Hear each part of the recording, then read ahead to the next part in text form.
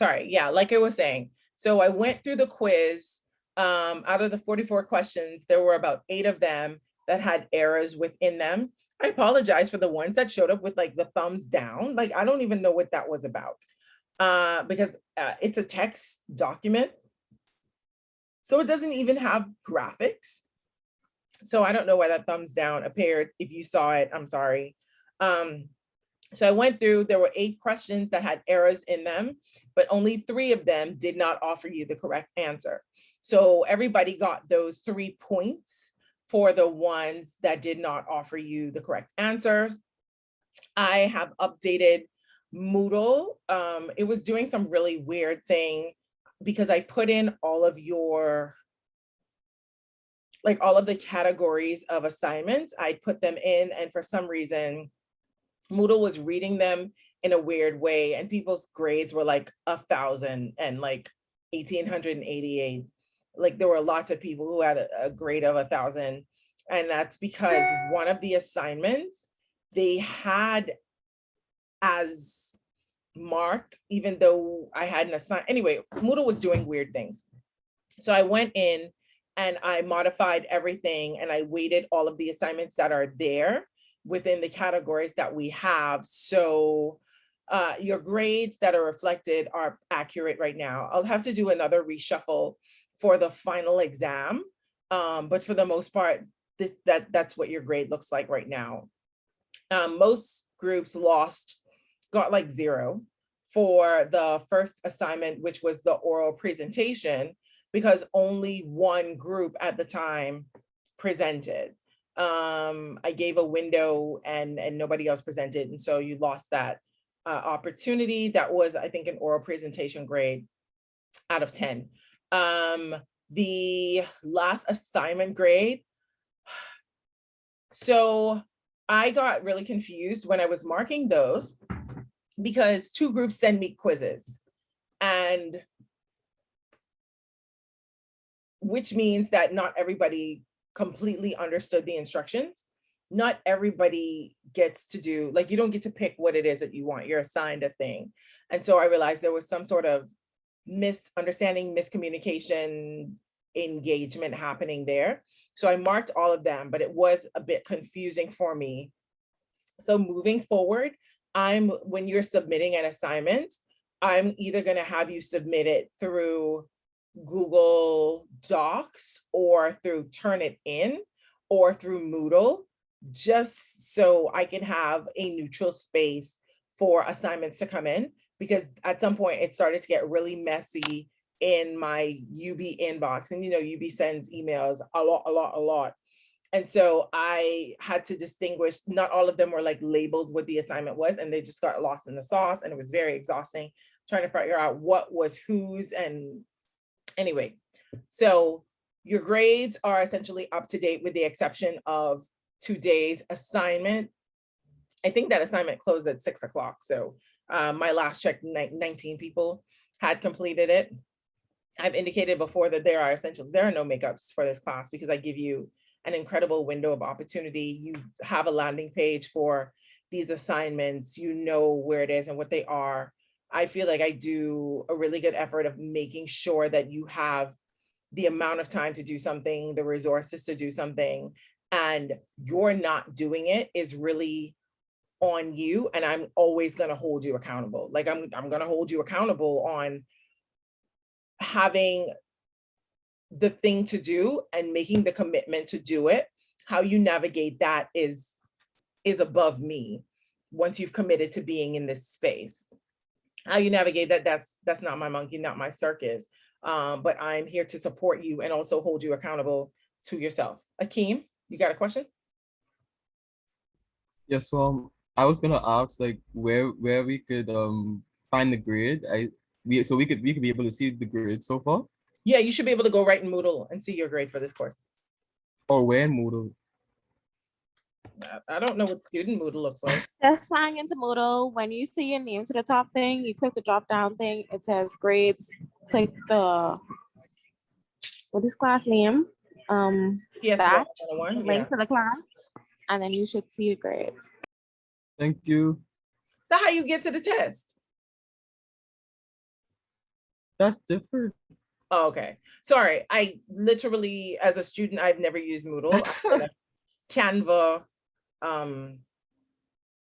Blackboard person. So I apologize. And I know some of you are freshmen, so I sincerely apologize if you're having a difficult time navigating Moodle. I know I had a very difficult time posting that quiz. So I apologize if it's not like the best resource as a learning management system. I get it. Alicia. Just a quick question. How much was the oral presentation worth? 10 points.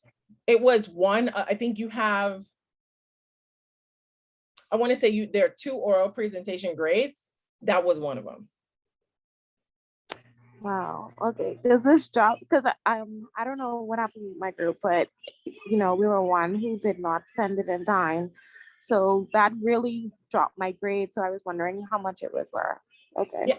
Well, I mean, you're not that this is any consolation, but literally out of 4 groups, 1 group turned it in. So most people did not. I don't know why that felt so incredibly optional. I don't know what that was about. Is there like extra, is that like that's like an extra credit we could do to make up for that? All of these class assignments that you get are there, they contribute toward a makeup grade. Okay, yes, well. Yeah. So so every time I give you one of those are only worth 2 points, but that's 2 points toward, like, if you've missed a 10-point assignment, that takes you somewhere, as opposed to having no grade whatsoever. So it does help to recompense, and the total oral presentation grade is out of 20%. So 2 points is actually a significant number. It's statistically significant when you look at the entire value of that. So that's what, 10%? 20? Yes, that's how math works. That's 10%. That's actually, that takes you somewhere. When is our exam, please? Midterm? Yes. Midterms are what, next week? Oh, I have no idea.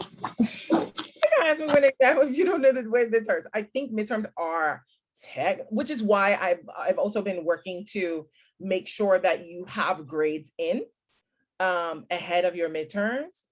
Let me double check your syllabus, because we have almost completely caught up, because that was one of the challenges that I had. I had to make sure that you were completely caught up to everybody else, because your class was behind. So this is supposed to, midterm break is the 14th to the 16th. This does not have, oh, so technically you don't have a midterm exam, because your next test is scheduled for October 25th through 29th, during that week, because this chapter is what's going to catch us up a little bit. We are wrapping up the biological basis of behavior. We're wrapping that up today. Next week, we only have 1 class in which we're going to cover the state of consciousness.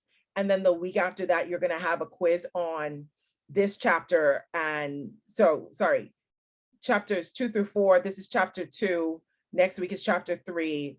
The following week is chapter 4. So you're going to have a quiz on those 3 chapters somewhere during the week of the 25th to 29th. So on calendar, there is no midterm. Okay, excellent. Thank you. Yeah, so you don't have to worry about that.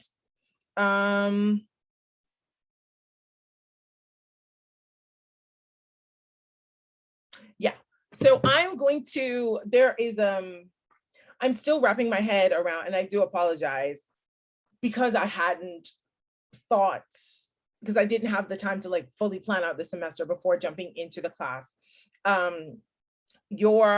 You're going to have a project. I haven't quite eked out what that project looks like yet, just because I wanted to navigate who you were, personalities, and your actual experience in psychology. But you will have again, I really enjoy a group project but I will give you the option of doing that as a group or individually.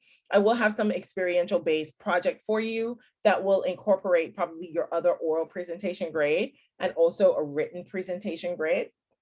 So it will encompass both of those parts coming up. So just kind of like mentally prepare for that before the end of the term. So just mentally prepare for that in addition to your final exam. Any questions, queries about that? I saw something about Regina said she relates to class. Got you. Okay, thank you. Any questions, queries about any of that before we jump in to today? I'm gonna have you reflect on last lesson a little bit before we start.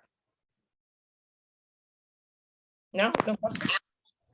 It's not really a question, but I don't know. It's just, for me, I've been feeling a little weird. Like even doing the last assignment, I was really trying to understand what I was typing, because I'm not a psychology or a biochem major.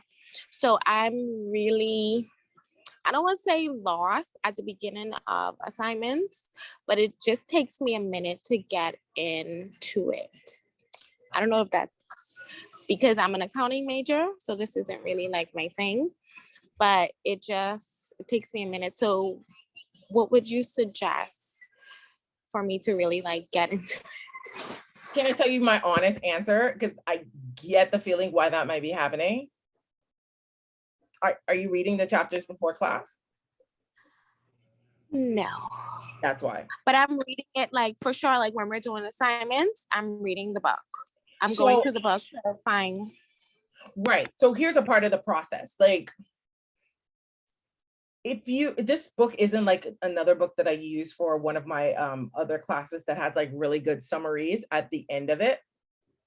A part of what you're struggling with is your knowledge. You know what a primer is? Like when you're painting a new wall or when you get your nails done. Yeah, to prep. Right. The knowledge needs something to stick to. So what's happening is, because you haven't read the chapter first, because like when you read through the chapter the first time, it's all going to become really, really foreign to you. And this level of psychology, this is like entry level stuff. This is like how to unpack your life, how to understand things, not from a clinical perspective, but just from a like, this is what happens in the world. So this is entry level psychology.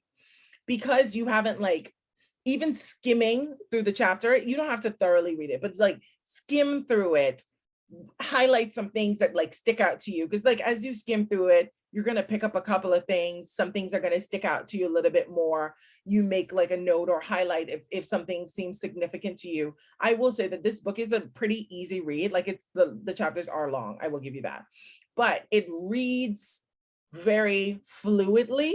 So because you're not reading through the chapter, when the lesson starts, when the lecture starts, it has nothing to stick to.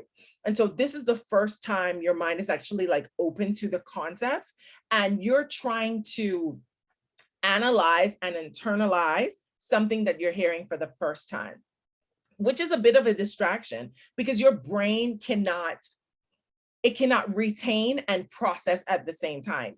That's too much work you're putting on your mind without even being aware of it, right? Like your cognition, you can only do one complex task at a time. You can do one complex task and simple tasks, but you're literally trying to listen and think, process and internalize all at the same time with completely foreign information. That's a challenge. So you literally, even if you don't read the chapter itself, watching a video or something that will prime your brain to receive the conversation is going to be helpful. The lecture is definitely less helpful to you if you haven't done the reading upfront. That's like the only hack to this, because you have like no basis. You have no basis of understanding this. It's like me jumping into a conversation about like Korean culture and you don't know where Korea is and like none of the things, you have no basis of literacy because it has nothing to stick to. Does that make sense? Yes, and I'm trying to stick with it and not withdraw because the class itself is interesting, like the lectures, but it's just like when we get these assignments, I'm like, oh my Because like, which assignment has thrown you? God. Even doing the last assignment with the structure and the boxes, like I was unsure what we were supposed to do. Are we supposed to like just put the definitions and then like what do you mean by structure? So like for me, my brain was just going like 1,000 miles per hour. Because you were doing all of that. That was definitely like, watch the video, process that, come back and do this work, because you were literally trying to watch the video and insert information into a place. You don't even know what this information is yet. So you don't have a place for it. That's doing too much. That's a strategy for stress. Like my body, I would be anxious and my body would shut down and I would take a nap. Like that's how I would respond to that situation. Don't do that to yourself. Like you shorten the times that you give to maybe some of the work. I don't know if you guys are eking out, like you're going to spend an hour on this work, maybe bite size. So like while you are washing dishes, on a car ride, something, play the video. The reason I'm giving you videos is because like I want to stimulate you. I want your cognition engaged on multiple levels. So even if you just hear that and learn through osmosis, when we have a conversation, things make more sense. But to be able to have something and work with it immediately, no, like you're doing that to yourself. Don't do that. Don't play the videos in the background. If you have like a Kindle version of this book, let Alexa read it to you. Do something to get the information in your. Sorry, Alexa. Okay, heard you. Sorry, I clearly have Amazon. Yeah, you have to prime yourself, but don't attempt to work with something the minute that you get it. Is that what's happening? That makes sense. But nobody's not doing well in this class. Like we are almost at the point of you have to withdraw or fail, and nobody in this class has below a B-. So Yeah, my grade isn't bad either, but it's not, this is my last semester, right? And I'm so sorry, class, if I'm taking up, I'm going to be very short. This is my last semester. When I first came into ITOB, I was a biochem major, didn't withdraw from the class, got an F. So I'm redoing this to get that F effect off my cumulative. So that's why I'm here. But you're not on an F pathway. You're not on an F pathway. I have a B right now. Yeah, I would. Right. I would not recommend anything close to withdrawing. I think you just need to re-strategize how you engage with this. And I know it's difficult, like when you lead a whole life and have family, and like, I get it. Break up how you receive this. Do it in parts, skim through the book, literally flip through it, skim the pages till you get to the end of it so that the stuff has some place to stick. I can guarantee you that's going to help. And again, this is entry-level psychology. So the reason that I'm having you navigate with this content in the way that I have you working with it is because most of the stuff you won't memorize. Like this chapter that's on the biological basis of psychology talks more about literally biology. This is more about like the neurons in the central nervous system and the peripheral nervous system. These are things that we would have covered in biology, which is why I have room to have this conversation. Because when outside of maybe biochem majors or pre-meds or nursing majors, like when else will you need a conversation about the structure of a neuron? You absolutely will not. But what you do need to know is that is how your body responds to things.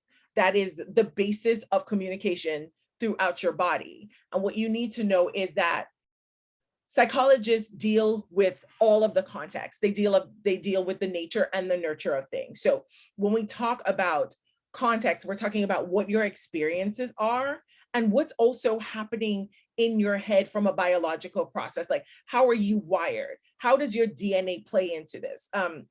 Literally, I just had a conversation with a person who was, and I am not a therapist. I told you guys what my profession is. Sorry, I appear to be sweating and I'm not even hot.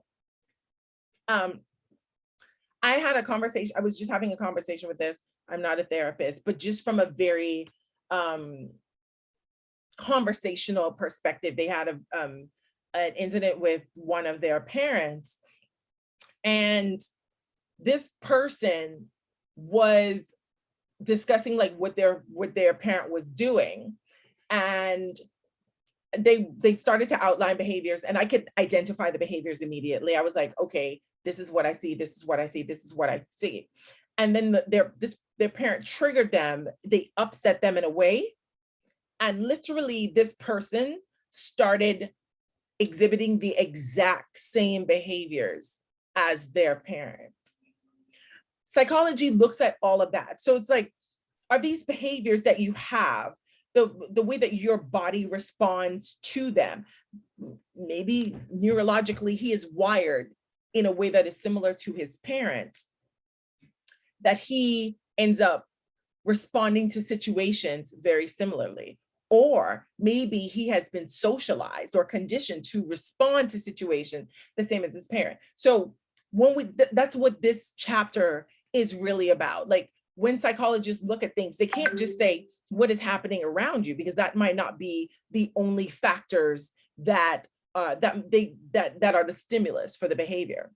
It could be the way that you're wired. It could be a part of your biological composition. It could be a part of looking at the relationship between things like a person who becomes disabled in their journey and becomes depressed. You see that intersectionality of these things? That's what this chapter is really about. However, from a textbook perspective, it really does focus more on like, did you know about this part of the body? Did you know about the nervous system? Did you know about the peripheral nervous system? Did you know about the central nervous system? Did you know how that works? There are synapses and they communicate with each other. And these types of neurons communicate with these other types of neurons. And it goes from your head to the rest of your body. That's what this chapter is in a nutshell, which is why I gave you all of the biology videos, because that's the long and short. Like, I've given you this chapter in this one conversation right here. Any questions, comments about any of that? Right.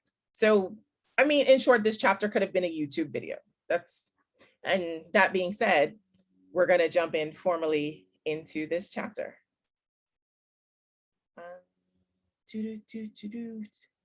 So I hope, Alicia, I hope that was helpful to you. Definitely bite it up. And you know what might be helpful too, particularly when, and this goes for all of you, when I do subjects that I find especially challenging, or they are new or difficult to understand, I do them, and this is how I condition myself, I do them in a space that is most soothing, so that the novelty of that space kind of like counteracts the stress of the very specific activity. Give me a second, let me switch this back. So that might be something for you to consider. I have definitely written papers at the beach. So just a heads up. Okay, I'll definitely try that. Thank you. No problem. Okay, so this is part 2 of, let me put part 2 here. I do not know why I'm sweating. I apologize because I am shiny. Okay, give me a second. I'm gonna turn my camera off and I'll be right back.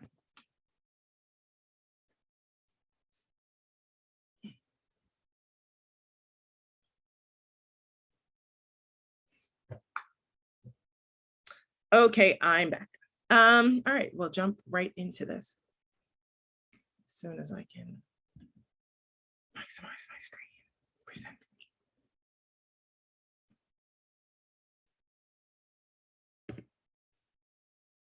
All right, so for this entire chapter, because I didn't go through, I don't think I went through all of the learning objectives with you the last time, I'll just take an opportunity to do that.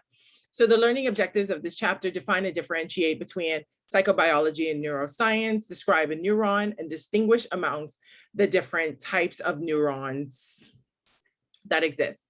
Describe how neurons transmit information, including the concepts of resting potential, polarization, action potential, graded potential, threshold. Again, I want you to become familiar with these processes enough to be conversational about them. Outside of this class, unless you advance your studies, nobody's ever going to ask you about this. So I want you to be familiar with these terms in a very conversational and useful way. Describe the parts of the synapse, explain the role of neurotransmitters in the synapse, explain neuroplasticity and neurogenesis. Those are two very important concepts because, again, they focus the most on like how the brain repairs itself, how it continues to expand and grow. I think there was a point of time where we thought that the brain stopped growing at childhood, and now we realize there is neuroplasticity beyond childhood. One of the part of the brain that deals with things like impulse control and patience and being able to think things out doesn't develop until the age of 24, which is why professionals have now identified 24 as the age of adolescence, as opposed to like the age of 18, because that's when the brain is fully developed in those areas. And then neurogenesis, looking at how the brain fixes itself when it becomes damaged. And I like to think about that in a very science fiction sort of way, even though that's not necessarily how that works. But just imagine, I don't know why I use science fiction. I do not watch or read science fiction enough to have a reference, but does somebody know a reference of something that regenerates itself? I guess kind of like a lizard's tail. That's something that happens, yeah. right? Well, what about like kind of like a liver? Right. Well, yeah, it repairs itself to an extent, but it doesn't like quite of grow back. Yeah. Yeah. So it does repair itself. Thank you. All right. So identify the parts of the brain and the nervous system. Explain what hemispheric specialization means. And all that means is there are parts of the brain that are responsible for different things. All right. So there's the left side of the brain, and then there's the right side of the brain. And those have things that they are responsible for, which is why, like, if you damage one side of your brain, you may not, I think the right side is responsible for things like language, which is why if you damage it, you may not be able to speak, like these things, okay? Discuss how macroelectro techniques, structural imaging and functional imaging provide information about the brain. Like how else will we see the brain? The brain is one of those organs. It's not like the skin, where you can just examine it from a microscopic perspective. The brain is protected very much by our cranium. So the access to the brain is not like any other part of the body. Like if you wanted to look at the liver, if you wanted to look at your pancreas or kidneys, you can cut open the body and examine that from that medical perspective. But like, what if you did get into an accident, or what if you had a stroke? It could not be the most productive way to examine your brain by opening it up. And because we know that the reactions or the way that the brain functions is more electrical and chemical, it's better to use imaging technology and electrotechnology in order to track the functions of the brain, as opposed to like cutting it open and looking at it, because that's not necessarily how that works. That's kind of the equivalent of cutting open wires of sorts. If something's happening within like my phone cord, and it has an issue maybe at the receiving end in it, cutting this open doesn't give me any more information about how it is communicating. And that's kind of how the brain is. So that's why there are technologies to be able to track the functioning of the brain.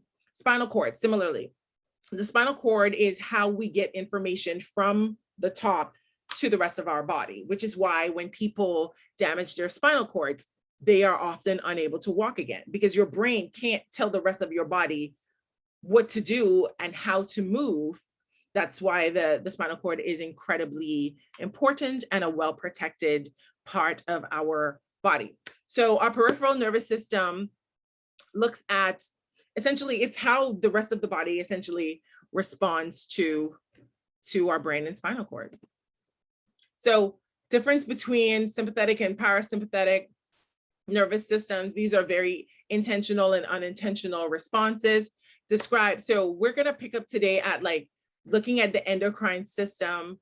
And again, I have a video for the endocrine system because this goes back to like, what are our hormones? Like we have multiple hormones. When we typically have conversations about hormones, they are often limited to like gonad and like sexual hormones, but we have hormones that control multiple aspects of our bodies. Your thyroid controls things like the digestion, and you have like your pancreas that also controls parts of your digestion and the way that your body responds to different parts of your body. So we're going to talk a little bit about hormones today in your endocrine system.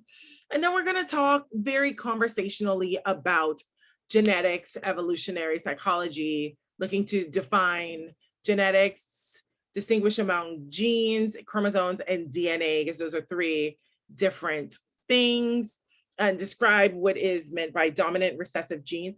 And again, this chapter is like your high school biology class reincarnated. And these are topics you will definitely come across again in an intro to biology class. The human genome. And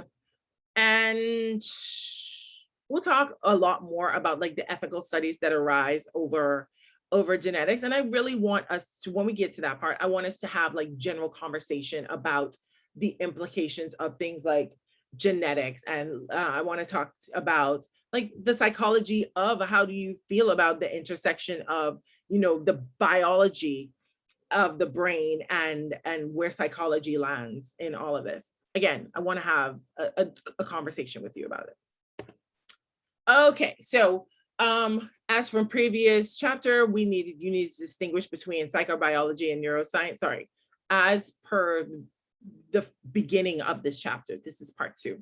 So psychobiology focus on the biological functions of the behavior. So when we get to why a person is doing something, we want to understand that from like what is happening in your brain perspective. So from the context being your brain, other contexts are like, what's your environment like?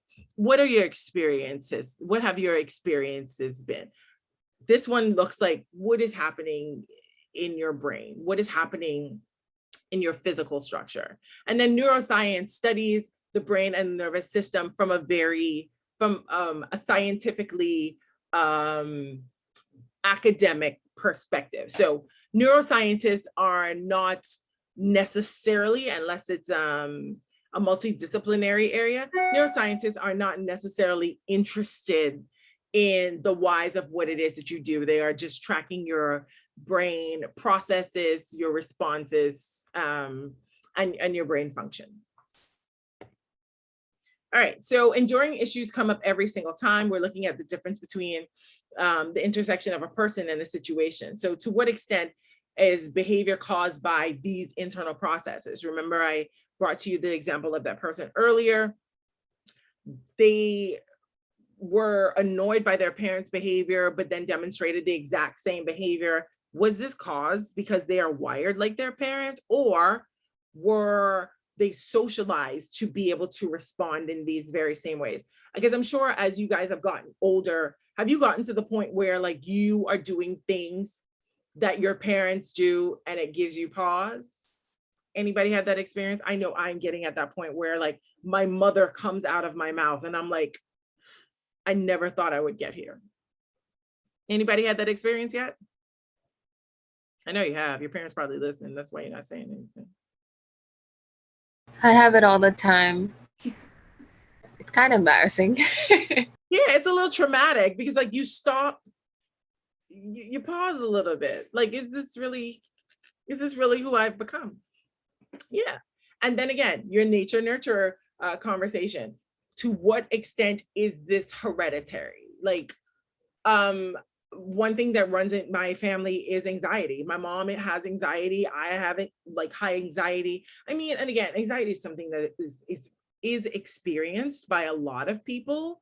But I will tell you, like, my anxiety is crippling. My mom's is crippling. And I did not acknowledge my anxiety until I started to see my daughter do the exact same things I would do. And so I don't know if you guys know Nadia Cash. She teaches, I think she teaches an intro to psych class too. She teaches the same class at another time. And she does assessments. And I had her assess my daughter, and I was like, whoa, this is the thing that's been shaping my behavior the entire time. And so now that I'm aware of that, like I can do things like, if I have a big project, I'm going to have anxiety. So I now create my schedule and give myself room to freak out.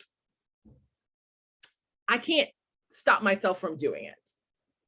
So I give myself the time and space to do it, because for me, it's an inevitable part of the process. And so that's the beauty of this intro to psych class. You learn more about yourself, and you can learn how to like navigate the world better with this level of awareness. All right. And then enduring issues, we're looking at stability versus change. Does the nervous system change based on experiences? And I'm sure you are very much aware of that. Like I can think of conditioning that there's a way that you can condition yourself to alter your nervous system. When we looked last chapter at the example of I think it was pinching. It was the pinching. It was, who was it? The jumping up and down based on the tapping on the desk, and then kind of like doing the jumping jacks. In that conditioning process, you have taught yourself to respond to a stimulus in a way that triggers your body physiologically. That's a part that response to the stimulus is a part of, how you can shape your nervous system. So things like immersion therapy affect the nervous system. You're talking about how your body adapts physically. Like, how do you get rid of fears? How do you get rid of phobias? Because your body physically and your brain physically responds to a situation in a very specific way. And how do you reshape that behavior? Diversity, universality. I say this word wrong every single time. Like, are there differences between the way men and women brains work? What are our thoughts on this? There has to be thoughts. You guys are definitely at the age where you notice differences between the way men and women function. And I will not say that I know whether that is neurological. I do know it is absolutely socialization to some extent. But do you think men's brains and women's brains are just remarkably different? I don't think it's like the actual brain per se, but like their processing of thoughts and making decisions are different. I agree. Because women usually go based more of emotional connections, or some go based off of facts and reality, when men just make rash decisions in terms of like they just make a decision and call it that, and don't really think things through as well as women. Like women will take more time to think things through.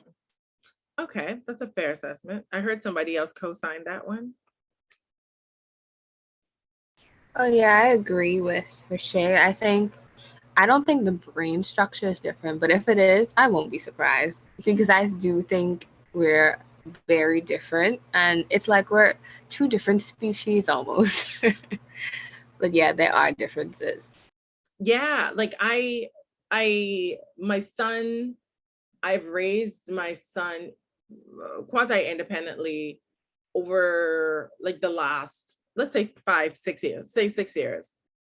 And at some point I was like, are you really just gonna be a man? Like, and I said this with all of the biases that exist, but I was surprised that with the socialization that he's had, he still responded in very classically mannish ways. And this took me. So yeah, that's definitely something I want to know more about. But it's a study that's a little I think it's one of those things that's going to be a little difficult because it's almost impossible to isolate context. You know what I'm saying? Like, we can look at men all across the world, but there are often very similar role experiences that males versus females have. And so it's hard to isolate men's behaviors and trace it to the brain, just because across the world we've been so kind of like patriarchal in our structure. It's hard to figure out whether, like, is this how you were really made, or is this how society made you? If that makes any sense. Does that make sense?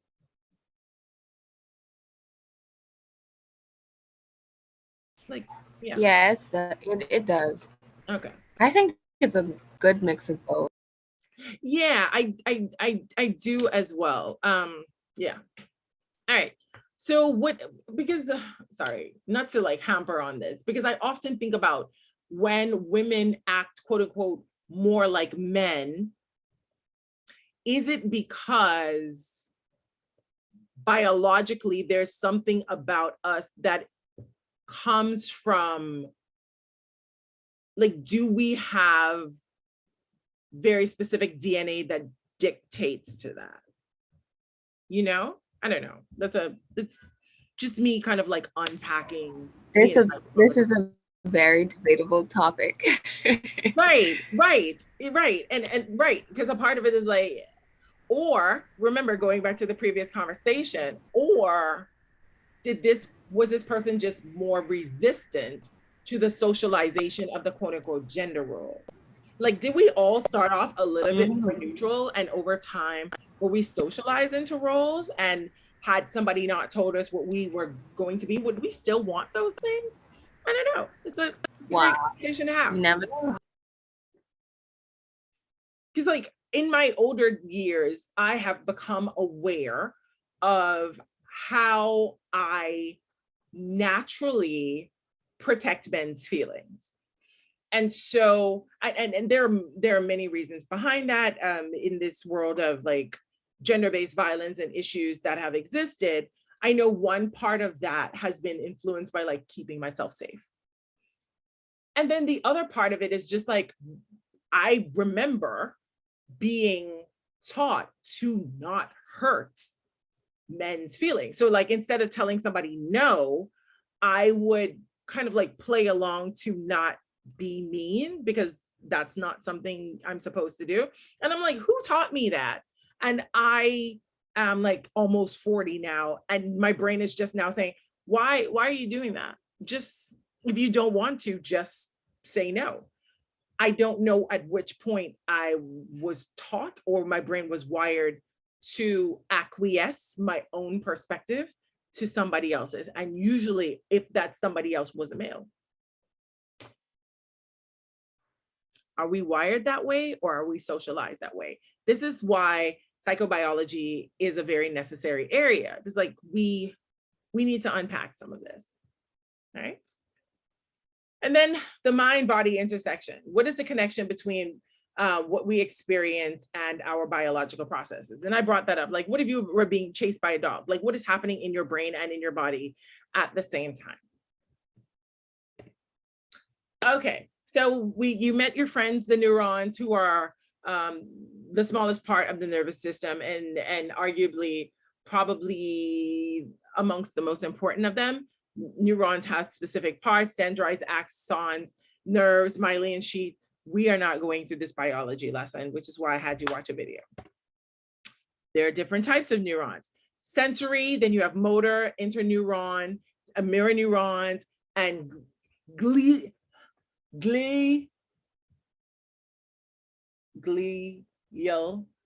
cells. Sorry, that was, I didn't know I could say it. All right, so you have different types of neurons and they all have very specific jobs. All right, synapse. This is the electricity. This is the thing that communicates between different parts of the neurons. That's it. It communicates. It's the spark that makes things happen. Nope. All right, so we talked about neuroplasticity a little bit, the ability of the brain to kind of like reshape itself. And then we talked about neurogenesis, which is like when the brain starts to fix itself with the growth of new cells. All right, kind of like, again, I tried to use my sci-fi example, but I'm not sci-fi experienced, so I don't know if that was a very good idea. But like when you are unable to walk for a while and you can retrain your body to walk, or when you are unable to speak and you can retrain your brain to be able to have access to your language functions. These are reflections of neurogenesis. All right, and again, so the cousins and best friends of your nervous system would be your central nervous system right here, brain, spinal cord, and then your peripheral nervous system. This is the rest of the body that's responding to it. Like my arms are doing this because my brain is communicating to my arms to do that. It's absolutely amazing. It's not like magic. It's all very functional. Your brain has very specific parts. You have your central core, you have your limbic system, and you have your cerebral hemisphere. Central core, limbic system, cerebral hemispheres. Spinal cord, we've discussed this. It's a highway. There you go. That's the best way to think about it. Spinal cord, Samila Butler. It gets your signals up and down the rest of the body. All right. So this is the content you've already covered. I talked about the sympathetic and parasympathetic nervous system. So when we go into endocrine system, this makes a little bit more sense, but your sympathetic nervous system, quick reaction, parasympathetic, more relaxation. So I want you to think about like you are running a race. Sympathetic nervous system is the part that makes you respond really quickly when the gun goes off. And parasympathetic is essentially what is happening after you run that race and your body is kind of like resetting or recovering. Think about it that way. Okay, el endocrine system. And this is where we jump into, again, another video, because this is very much about biology and I want you to have something to think about. So I will play, oh, right here.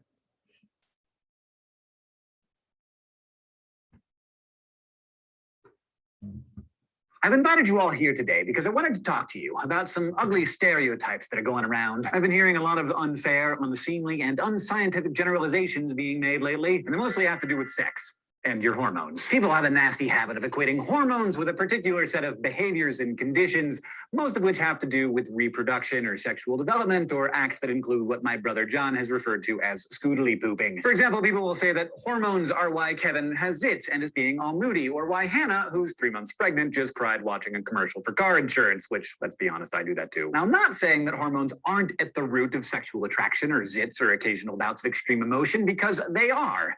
It's just not all that they do, not even close. When people talk about hormones in the context that I just mentioned, what they really mean is sex hormones. But sex hormones are just one kind of hormone that you have coursing through your body right now. In fact, there are at least 50 different types of these chemical messengers at work in your body at this very minute, but only a very few of them have anything at all to do with sex. The truth is, From birth to death, just about every cell and function in your body is under your hormones' constant influence. They're floating through your blood, regulating your metabolism, your sleep cycle, your response to stress, and the general and incredibly important overall homeostasis that keeps you not dead. Some hormones are just there to make other hormones trigger even more hormones in a kind of chemical relay race that biologists refer to rather elegantly as cascades. These hormones run through your body no matter what your mood is or whether you have zits. So the reality is, we are all hormonal all the time.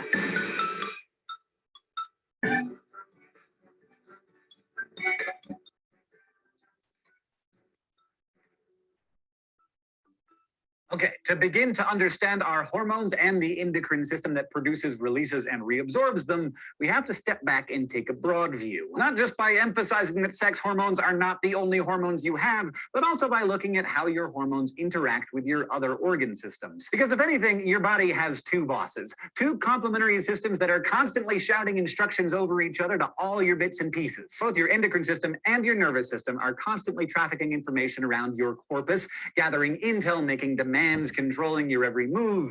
They just have totally different ways of doing it. Your nervous system uses lightning-fast electrochemical action potentials delivered by an expressway made of neurons to specific cells and organs. But your endocrine system prefers a slower, wider stream of data. It secretes hormones that travel through your blood, not through neurons, so they move more slowly, but they also produce widespread effects that last a whole lot longer than an action potential. Now, compared to your heart or brain or other arguably more glamorous organs, your endocrine system's organs and glands are kind of small and lumpy. They're also rogues. Instead of being all nestled together like in your other organ systems, these guys are scattered all over the place, from your brain to your throat to your kidneys to your genitals. A gland is just any structure that makes and secretes a hormone, and the master gland in your body is the pituitary, which produces many hormones that signal other glands, like the thyroid, parathyroid, adrenal, and pineal glands, to make their own hormones. The endocrine system also includes a few organs, like the gonads, the pancreas, and the placenta in pregnant women, all of which have some other non-hormonal functions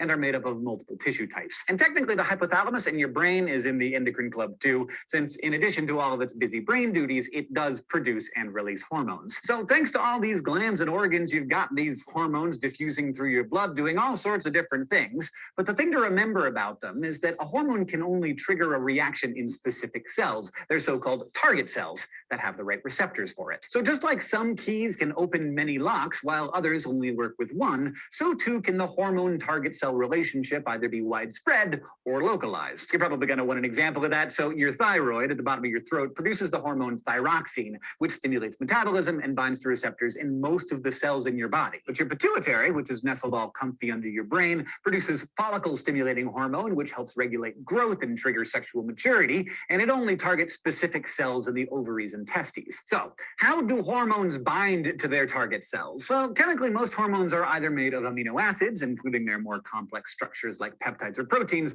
or they're derived from lipids like cholesterol. And this is key because a hormone's chemical structure determines if it's water-soluble, like most amino acid-based ones are, or lipid-soluble, like steroids are. Solubility is important because your cell membranes are made of lipids. That means that water-soluble ones can't get across them, so target cells for those kinds of hormones have receptors on the outside of their membranes. Lipid-soluble hormones, on the other hand, can just basically glide right through that cell membrane, so their receptor sites are inside the target cells. Either way, when a target cell is activated, the hormone alters its activity by either increasing or decreasing some of its functions, usually with the goal of maintaining your body's homeostasis in one way or another. So if hormones are keeping your body in balance, what's putting your body out of balance? I don't know. Could I interest you in some pie? If you have a couple of nice, generous helpings of strawberry rhubarb pie, and just to make things interesting, let's say they're a la mode, your blood glucose level is going to go through the roof. And the pancreas regulates your blood sugar by releasing two different hormones, insulin and glucagon. Once you have a belly full of that pie, beta cells in your pancreas release insulin, which helps lower your blood sugar by increasing the rate at which your cells store the sugar either as glycogen or as fat for later use. Now let's say you've done the opposite. You've eaten no pie. Your pileless. In fact, you've eaten nothing for hours. If your blood sugar drops too low, then alpha cells in the pancreas will instead send out glucagon,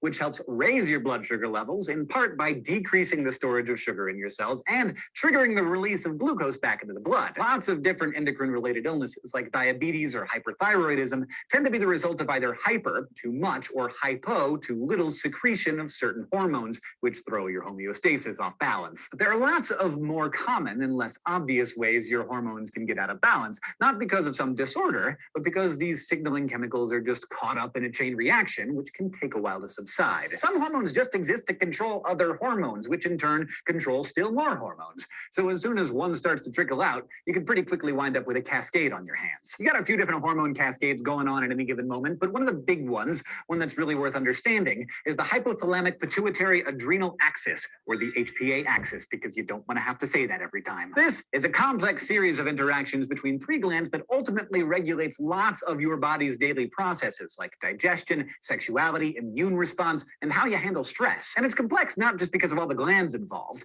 It's also one of the more crucial instances of your endocrine system coordinating with your nervous system. Specifically, it's behind that fight or flight response that everybody keeps talking about. The HPA axis is essentially the endocrine system's companion to the sympathetic nervous system. The sympathetic system, in times of high stress, does things like speed up your heart rate and direct blood away from your digestive organs into the muscles. But many of the other effects of the stress response are carried out by your endocrine system. And getting your nervous and endocrine systems to work together in times of crisis is where the hypothalamus comes in. It's the hub of where the two systems meet. It keeps tabs on what's going on all over your body, analyzing your blood for signs that something might be off. So let's revisit our fight or flight scene from a few lessons ago, the old burning house scenario. So you're sleeping, you're dreaming about petting pandas with Emma Watson or whatever when the smoke alarm goes off. Well, action potentials in your brain trigger neurons in your hypothalamus to release the peptide hormone CRH, or corticotropin releasing hormone. The CRH makes the very short trip through the bloodstream to the anterior pituitary gland, where, because it is water soluble, it binds to receptors on the outside of its target cells.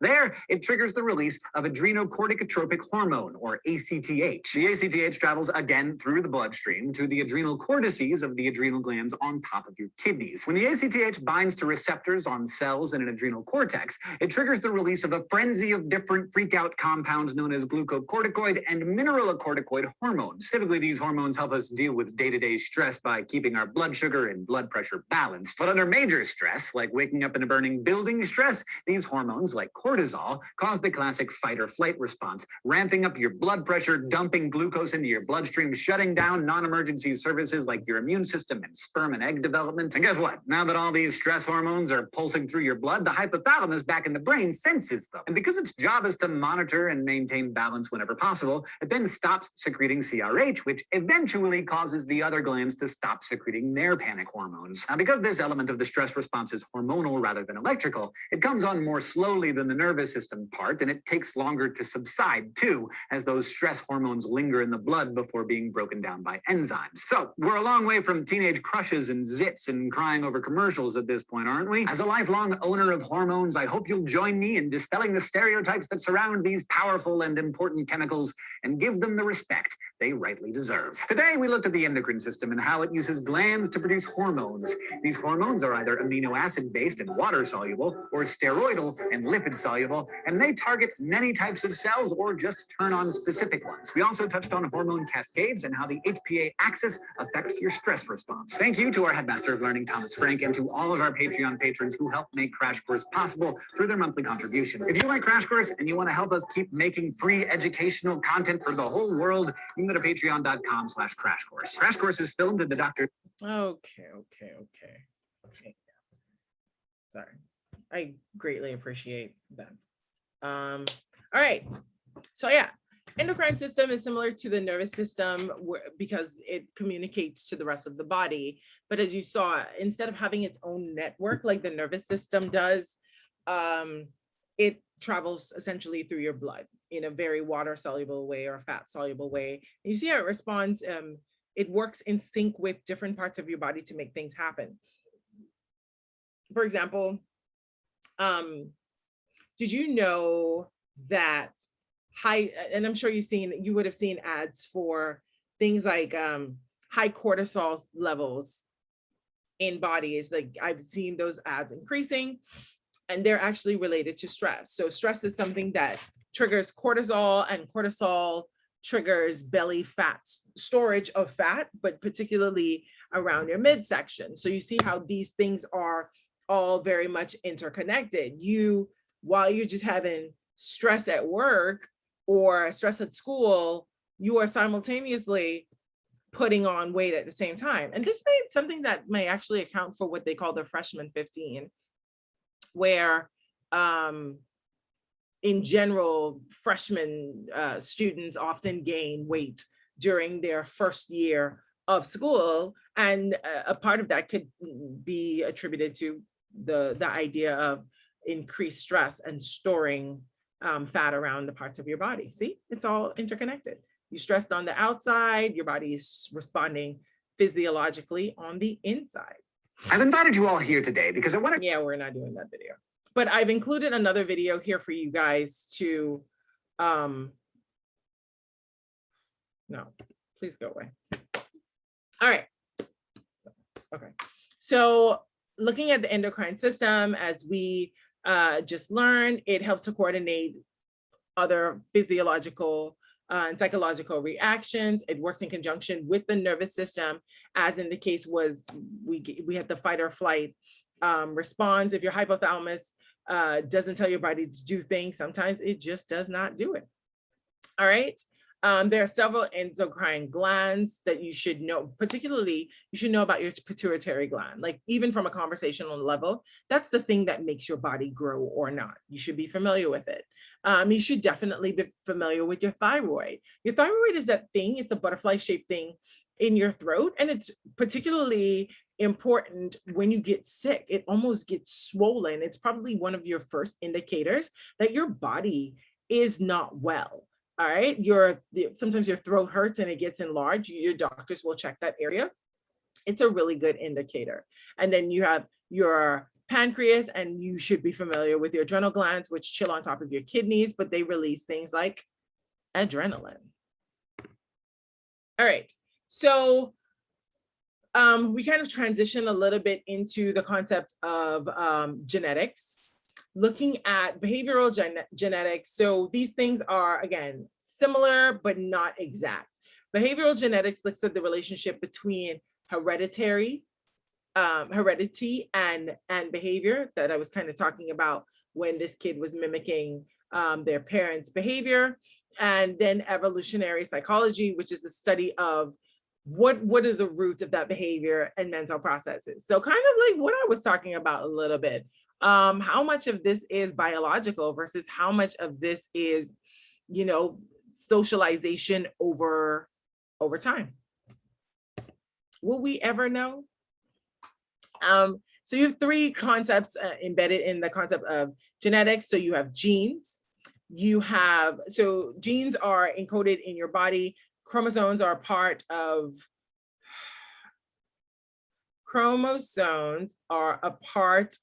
your genetic makeup. We have two. Sorry, I don't want to say that. Let me see, how do I position this? I'm trying to have equity-based conversations about things. So scientists have identified essentially two chromosomes. There's an X and there's a Y, and those two essentially contribute to the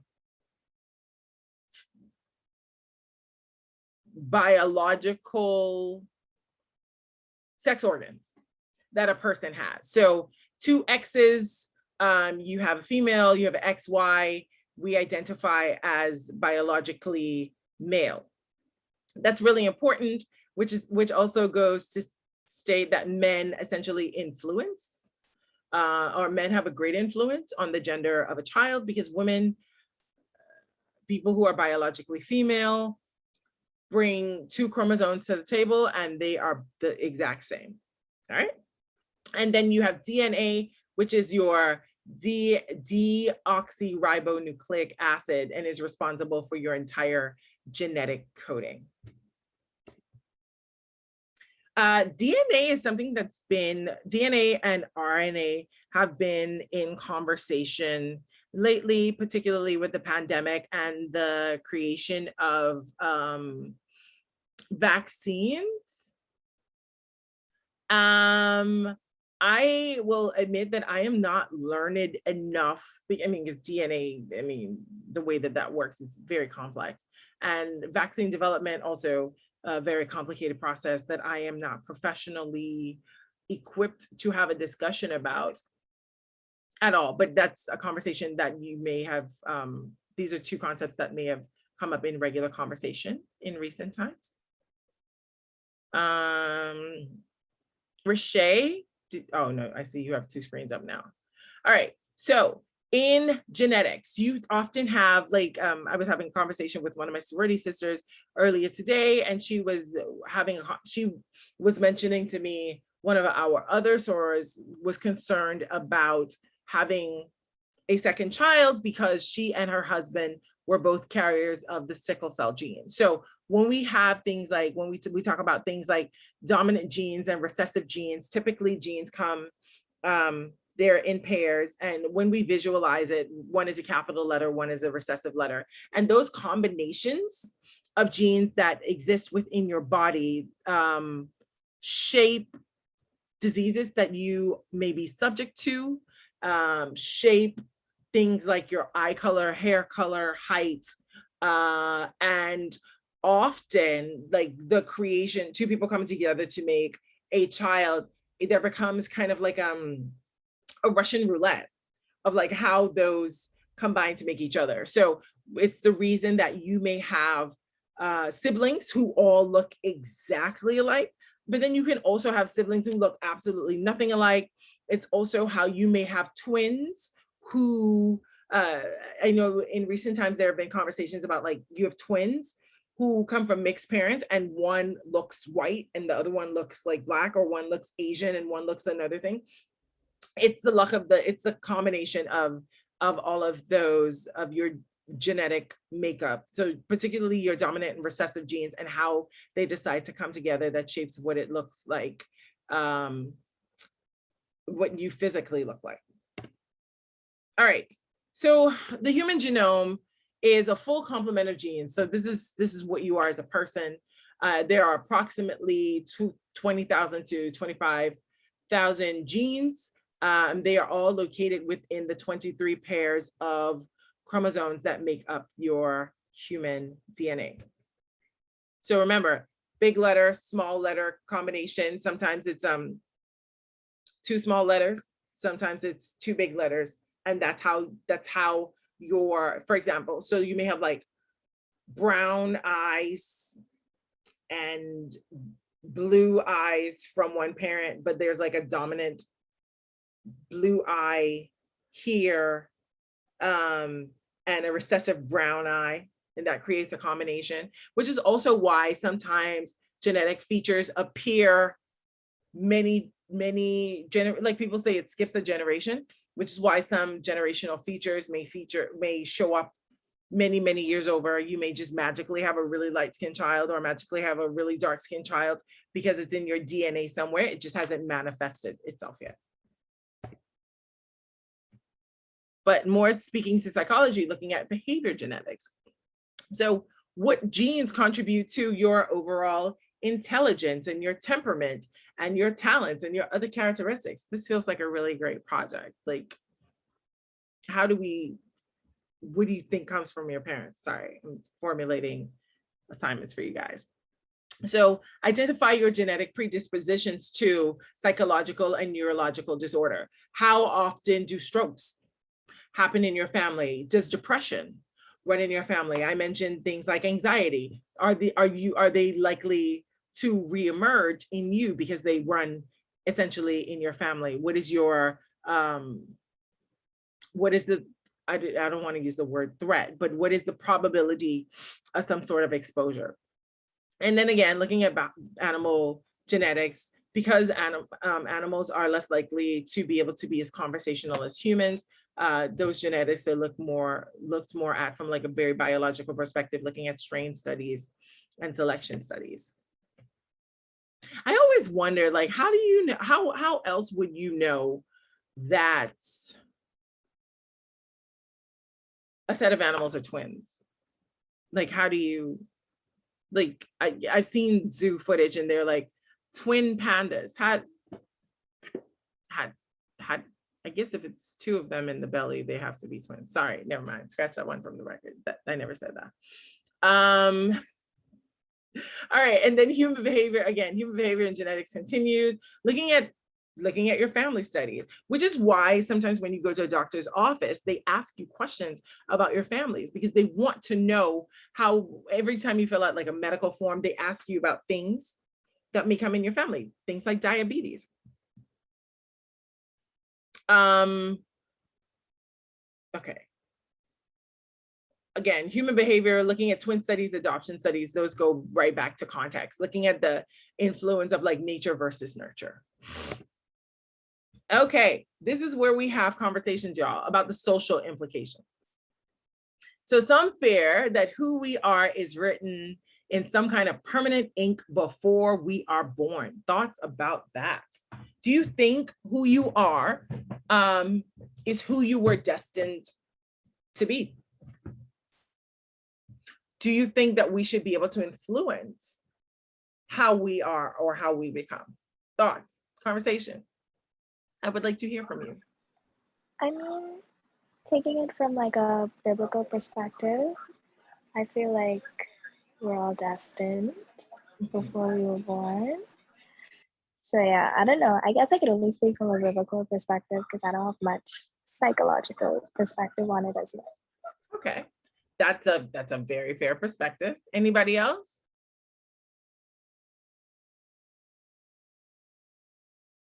I think we're giving the ink, but then we could choose to write what we want. I don't think who we are like destined inside of us. I think we have some influence. Okay. I literally have no position on this whatsoever. I don't know. I sometimes think the world is a dynamic place, but I also at the same time think that like we are all the protagonists in some story, but even being the protagonist in our own story, we are like a supporting actor or a secondary or a tertiary character in somebody else's story. So I have no clue, and I have no problems admitting where I do not know. And okay. So thinking about things like being able to, scientists are always doing studies about like how we isolate DNA. Parents have now gotten to the point where they are capable of selecting very specific traits for their kids. Alicia. Sorry, before you move on too far, so what's your thoughts on horoscopes then? Because some people, think we're kind of like guided by that, almost like in a predestined way. So what's your thoughts on that? I think I feel energy. As an empathetic person, I'm an empath. And I know that people and their energies have a way of being able to influence me. And so the energy is neither created nor destroyed. And so I do feel like there are universal energies that do exist, and they may influence people who were created at a certain time in very similar ways. But I will tell you, I've been tracking my horoscope and nothing it says is supposed to happen to me has happened to me in like the last year.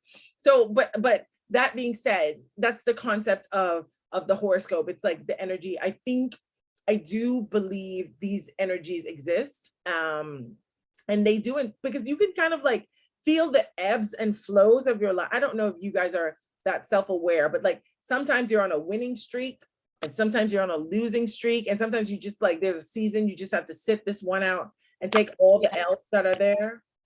It's like, there's ebbing and flowing, and there's some system for me. I'm like, there's some system behind this, because there's sometimes like an extended season of winning, and then you just experience a whole set of challenges that are just completely beyond you. Like you didn't do anything. You're doing everything you were doing before, still doing your best, or not even doing anything at all, and things just kind of shift. And I'm like, there's an energy. It feels like there's an energy somewhere that's doing that. And I attribute that to like the universe, and maybe horoscopes fall within that. Does that make sense?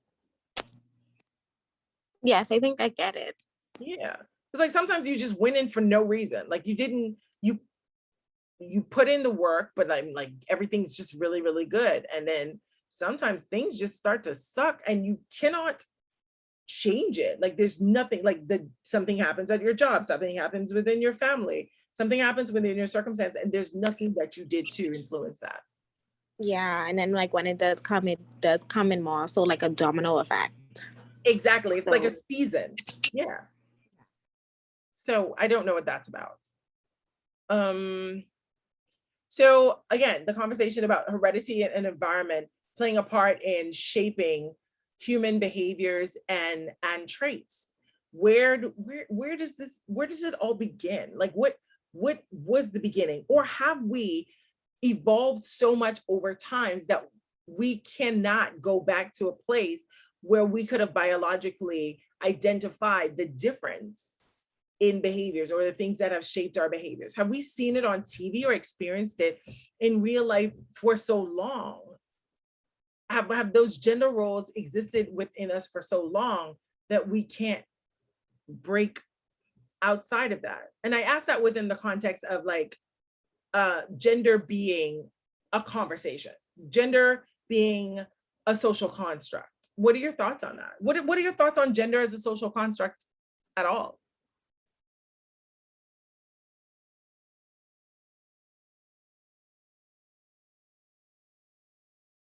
Okay, what are your thoughts on men in dresses? So the gender as a social construct thing, I agree with that You it agree is. that it is a social construct? Yes. Yeah, I agree, because we typically have that, they tell us what is a female, what is a male thing. Mm-hmm. So yeah, and then I do think too, based on the generation, I don't know if this is what you're asking, but this is what, based on my understanding, based on the generation too, I think you become more adaptable based on when you were, I guess, born. Because, for example, my parents have a specific type of thinking than I would. I'm more flexible with my thoughts regarding social issues and things that may be problematic to them. Mm-hmm. So I think if that's what you were asking, I think that's what I got from it. So I think it depends on like when you were, the time that you were born, because I'm sure, I don't know what the generation is after me, I'm 29, but that generation I'm sure is probably more lax in their thinking than I am. And I'm sure it will continue. Right. No, that there are no wrong answers. So yeah, like men have worn dresses in previous generations and men wear dresses now. At what point did we establish that dresses were for women? Or high heel shoes, or the color blue for boys? Because there was a point in time where boys wore pink. And that was known as like the boy color. At what point did we assign the color pink to girls? Was it marketing? Like, do we really believe that? Any thoughts on that?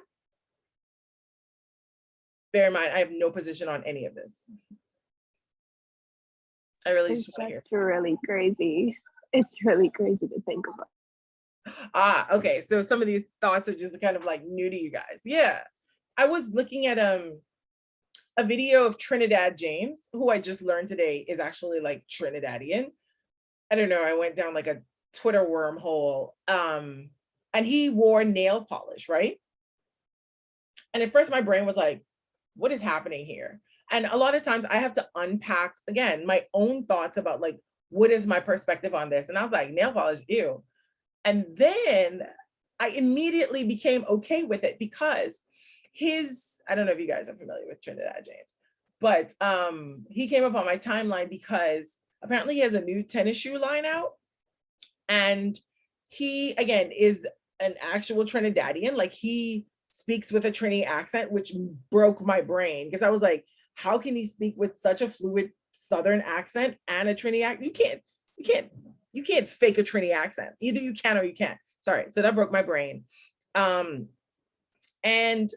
again, like he had the green nail polish, but I remember from his music, he had like a very pimp persona.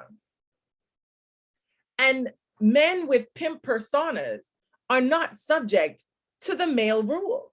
What's that about? Where did we decide that it was masculine for a man who is known to oppress women specifically to be masculine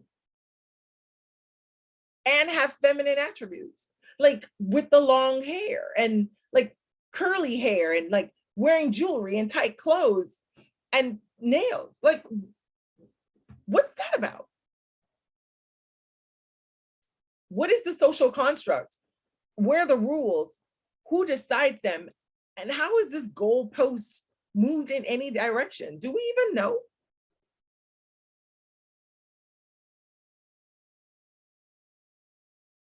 Thoughts?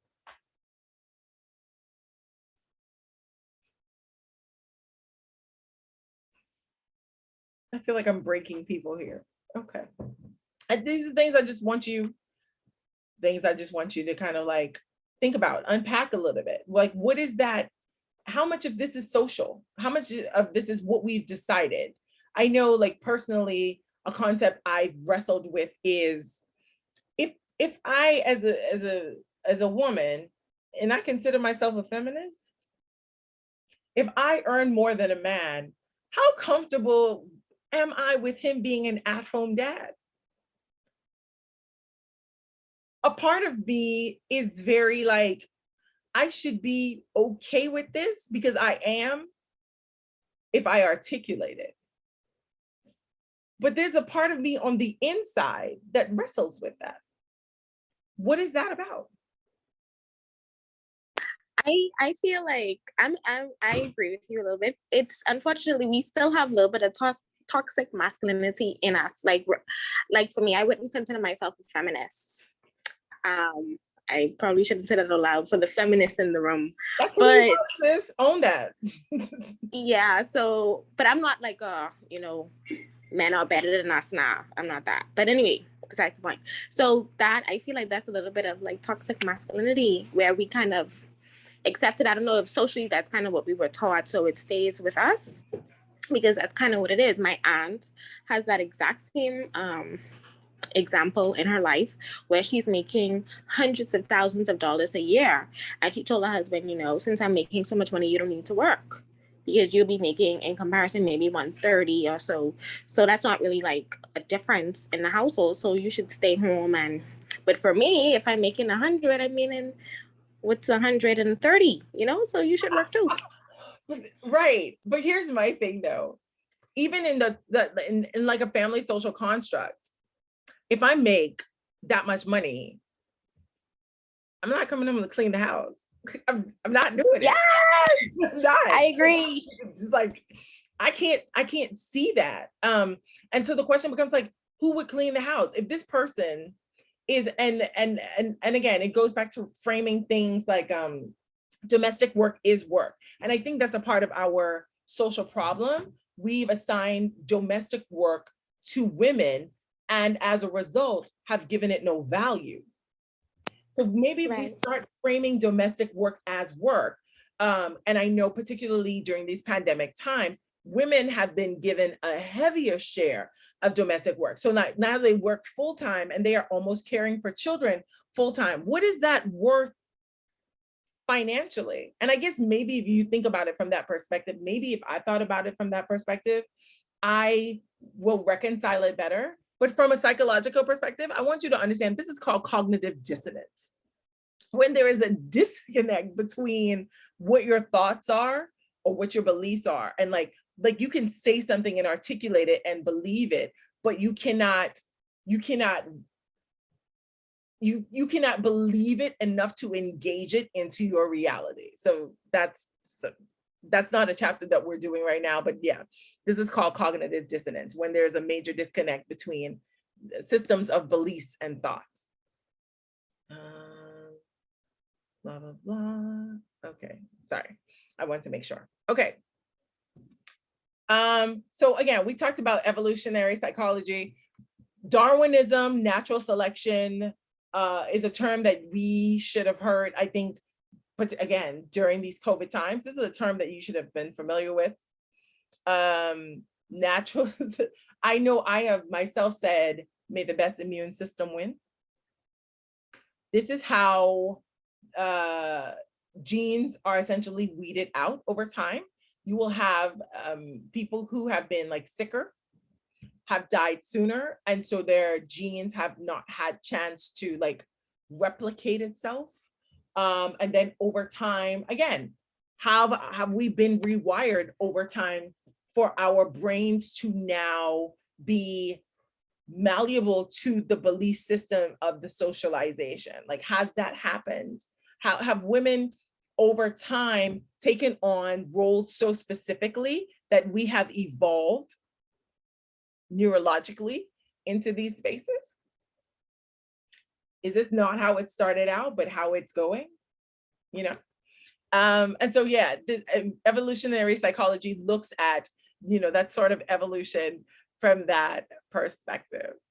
Okay, I think this takes us to essentially the end of our lecture. All right, so I want to, we have about 20 minutes left in class. This is essentially, this is what, chapter 2. I think we're going in order for the next 2 chapters. So you have chapter 3, which we're doing next week, but we only have 1 class during next week. I'm going to allow you to use the last 20 minutes of this class to begin reading chapter 3, which is on, hold on, drum roll. Here we are. Sensation and perception. All right. So you're going to use this last 20 minutes. You already had this allocated for class. Use this last 20 minutes, go through the textbook. Even if you just start skimming through, go through the textbook. Go to the YouTube. Look for the term sensation and perception psychology. Find a video. Prime your brain, because we only have 1 class during next week. All right. Because Monday is essentially a holiday. All right. Any questions? Feedback, comments, concerns? I hear somebody. No? Okay. That being said, please go ahead, use this 20 minutes to make up for next week's class that we will not have, and I will see you guys on Wednesday. Okay. Good evening. Night. Night.